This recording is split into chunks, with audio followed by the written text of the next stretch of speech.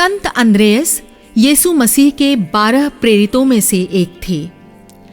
वे केवल यीशु के अनुयायी नहीं थे, बल्कि उन पहले लोगों में से थे जिन्होंने मसीह को पहचाना और दूसरों को उनके पास लाया। उनका जीवन विनम्रता, त्याग, प्रेम और विश्वास से परिपूर्ण था। वे एक साधारण मछुआरे से प्रेरित बने और फिर सुसमाचार को दूर दूर तक फैलाने वाले साहसी मिशनरी के रूप में प्रसिद्ध हुए। उनका जीवन हमें यह सिखाता है कि परमेश्वर साधारण लोगों को भी असाधारण कार्यों के लिए चुन सकता है। संत अंद्रेयस का जन्म बेथसैदा नामक नगर में हुआ था, जो गलीलिया सागर के किनारे स्थित था।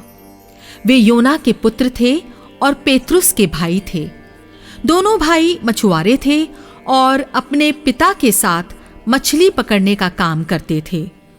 वे यहूदी परिवार में जन्मे थे और अपने धर्म के प्रति निष्ठावान थे। संत अंद्रेयस को धर्म और आध्यात्मिक बातों में गहरी रुचि थी, इसलिए वे यूहन्ना बपतिस्ता के शिष्य बन गए थे। वे यूहन्ना से मसीह के आगमन के बारे में सुनते और उस आने वाले उद्धारकर्ता का इंतजार करते थे, जिसके बारे में यूहन्ना अक्सर प्रचार करते थे। एक दिन यूहन्ना बपतिस्ता ने यीशु को आते देखा और कहा, देखो, यह ईश्वर का मेमना है। जब अंद्रेयस ने यह सुना तो उन्होंने तुरंत यीशु का अनुसरण किया। उन्होंने दिन भर यीशु के साथ समय बिताया और जब वे वापस लौटे तो वे पूरी तरह बदल चुके थे। उन्हें एहसास हुआ कि यही वह मसीह है जिनकी प्रतीक्षा सदा से हो रही थी। अंद्रेयस ने यह अद्भुत अनुभव अपने भाई पेत्रुस से साझा किया और उसे भी यीशु के पास ले गए। इसलिए संत अंद्रेयस को पहले बुलाए गए शिष्य कहा जाता है। उन्होंने सबसे पहले मसीह को पहचाना और दूसरों को उनकी ओर बुलाया। यह घटना हमारे लिए एक गहरी शिक्षा देती है। जब हमें सच्चा प्रकाश मिलता है तो हमें उसे अपने पास नहीं रखना चाहिए, बल्कि दूसरों को भी उस ज्योति में लाना चाहिए। एक बार यीशु गलीलिया सागर के किनारे चल रहे थे। उन्होंने अंद्रेयस और उनके भाई पेत्रुस को देखा जो जाल डाल रहे थे। यीशु ने कहा, आओ मेरे पीछे चलो, मैं तुम्हें मनुष्यों के मछुआरे बनाऊंगा। दोनों भाइयों ने बिना किसी झिझक के अपने जाल, नाव और सब कुछ छोड़ दिया और यीशु का अनुसरण किया। यह निर्णय आसान नहीं था।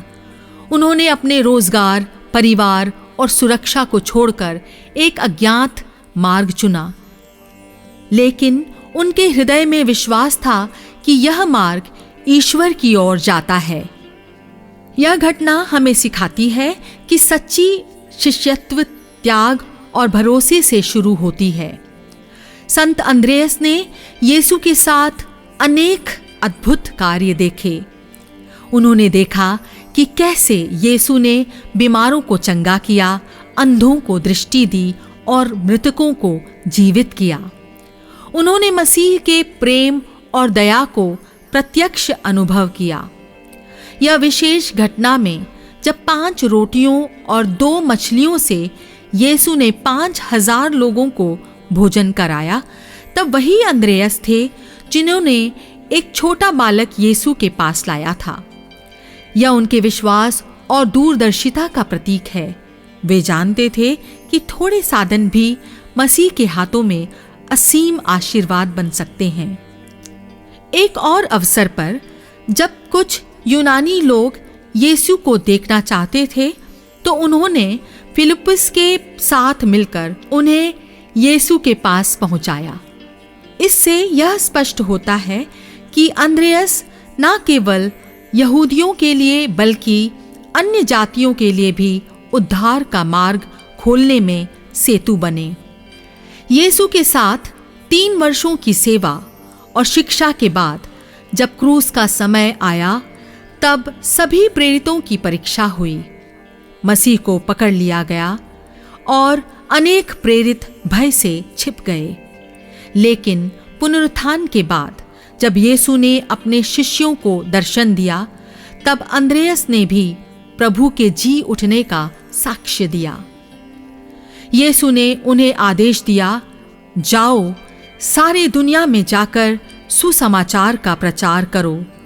अंद्रेयस ने इस आदेश को पूरे मन से स्वीकार किया। उन्होंने अपना जीवन सुसमाचार प्रचार के लिए समर्पित कर दिया। परंपरा के अनुसार संत अंद्रेयस ने पोंटस, बिटनिया, थ्रेस, मैसेडोनिया और यूनान जैसे देशों में जाकर सुसमाचार का प्रचार किया। उन्होंने अनेक लोगों को मसीह का प्रेम बताया और उन्हें बपतिस्मा दिया। उनकी प्रचार यात्रा कठिन थी। उन्हें विरोध, यातनाएं और खतरे झेलने पड़े, लेकिन उन्होंने कभी पीछे मुड़कर नहीं देखा। उनके जीवन का उद्देश्य केवल एक था, मसीह को जानना और दूसरों को उनके प्रेम से परिचित कराना। उन्होंने यूनान के पत्रास नगर में अपना अंतिम मिशन किया।